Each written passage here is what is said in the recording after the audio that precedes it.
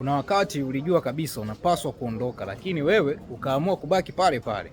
Leo unajisikiaje kuhusu huo uamuzi ambao uliufanya? Watu wengi sana wanapitia katika mahangaiko na mambo mengi sana ambayo yanawafanya wapoteze muda wao mwingi katika mawazo. Hayo mahusiano ambayo unayapitia yanakuchapa, yanakufanya ushindwe kufanya shughuli zako, na yanakufanya wewe ushindwe kufanya vitu vyako vya msingi kwa sababu ya kupoteza muda kumwaza mtu, wakati muda huo ungepoteza kuwaza vitu vya msingi vinavyokufanya uweze kubadilisha maisha yako. Ndugu yangu, unapoteza muda.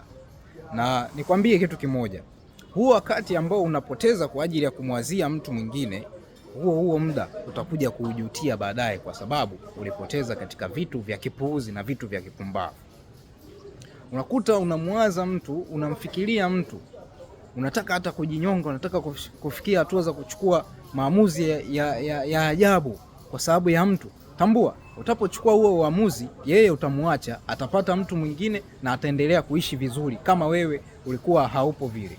Sasa huo wakati ambao unaoona sasa hivi unao kwa ajili ya kuwaza mambo ambayo ni ya kipuuzi na hayana tija katika maisha yako, utakuja kujutia baadaye. Amka mapema, acha ujinga, nenda kapambane, acha kufikiria vitu ambavyo havina sababu kubadilisha maisha yako. Wewe sio mtu wa namna hiyo, ni mtu ambaye anatakiwa kubadilisha maisha yake.